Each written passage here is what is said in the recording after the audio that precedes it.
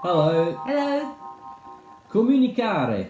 I should probably be saying that with my hands. Comunicare. Are you Italian? I'm trying, yeah. We're here to talk about communication, and that's the origin of the word. It comes from the Latin, and that means putting a message in common. That's actually tough. It is, yeah. Quite often it goes like this instead of going like this. Yeah? Or it takes a long time to understand what exactly means. Exactly, yeah. And that's what this unit's all about. We've tried to give you a lot of concrete, practical tips. You're going to find information about the ingredients of communication.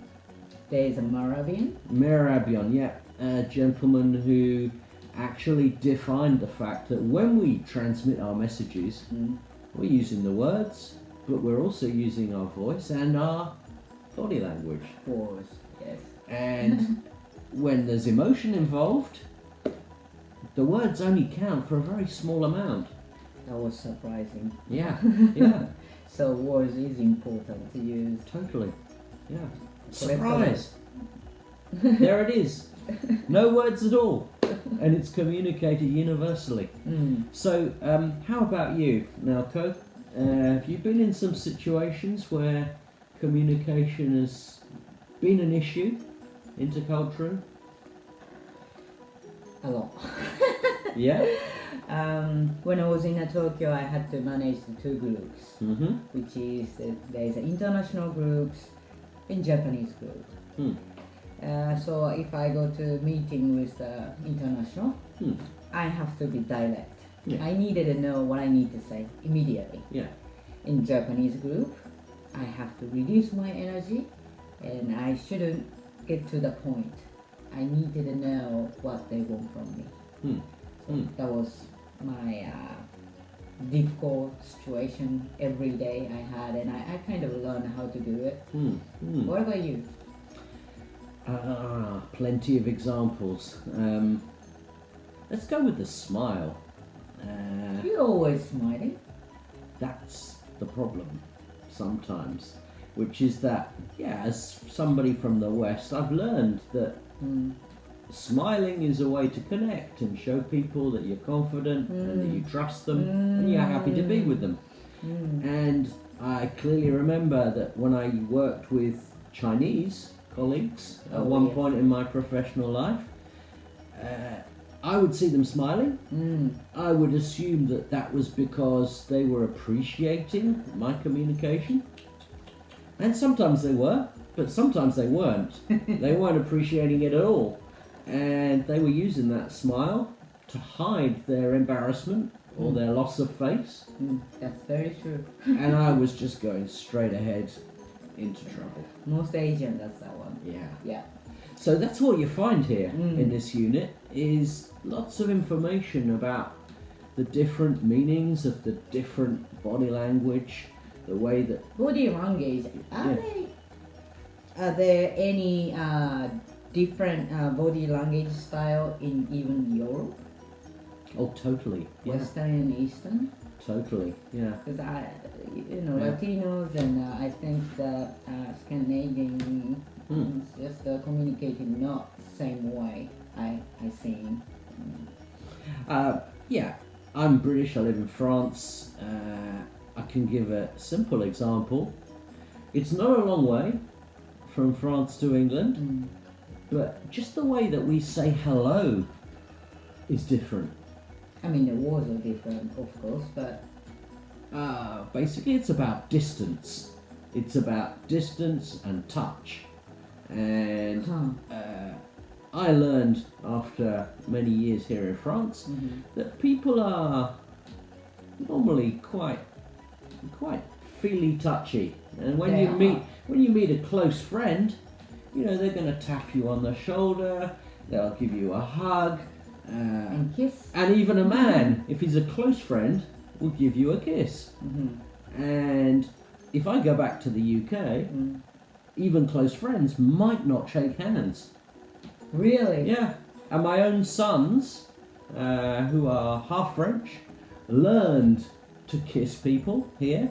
And one day, when they were only 3 or 4 years old, they met their British cousins for the first time since Christmas, and they gave them a kiss, and their British cousins thought it was disgusting. Oh, Mummy, he kissed me!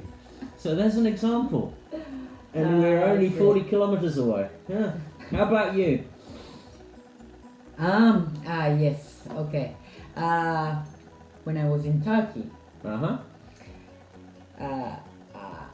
I kind of studied before I went, but you know, when I'm meeting someone, I just, okay, hi, nice to meet you, and I just gave the hand, and they don't do that with women. Oh, yes, yeah. And I learned, I thought at the first that like, oh, they don't like me.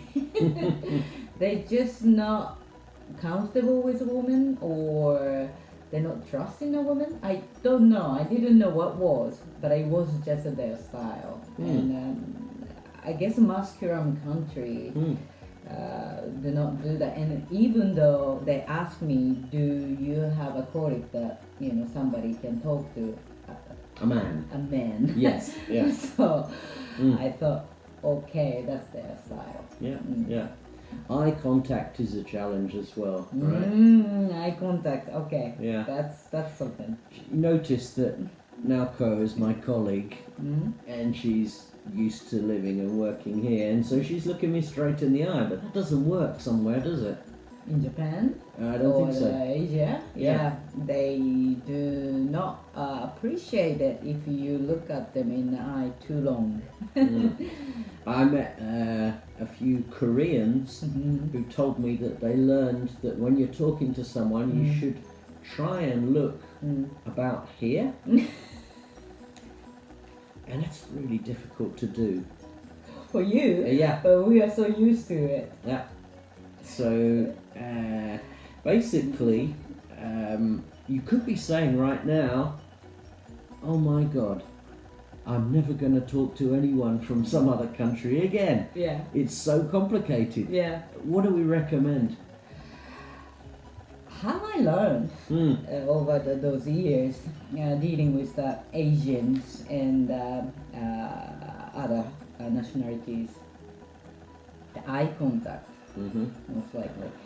Eye contact. When I talk to my Japanese colleague, I can't change it. I can't change my eye contact, but because I think this is my way to say, trust me.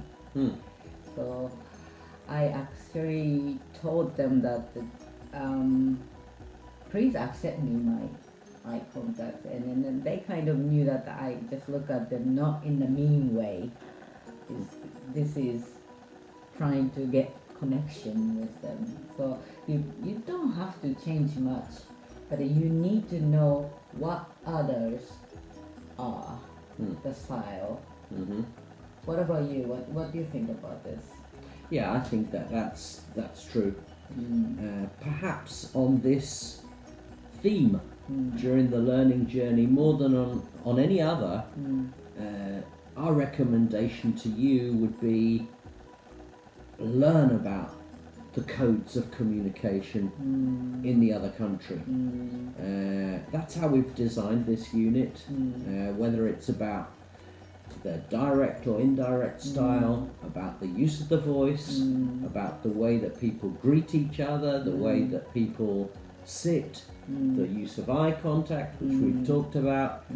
All those things we really encourage you to learn. By the way, your sitting style, yes, right here, too Yeah. relaxed in Japan. Probably. Yes. Yeah. And if I was crossing my legs, that would be even worse, right? Oh, that's too bossy. Yeah. So, all sorts of stuff for you to have fun with here. And don't forget that communicating is also a very personal thing. And if you have already taken that questionnaire to find out your own cultural profile, use that as well. Because you have your own style. Let them know that it doesn't mean anything bad. more important, and then make sure that you know about their style. Okay, so enjoy this unit and keep practicing with your colleagues. Keep practice. Bye bye.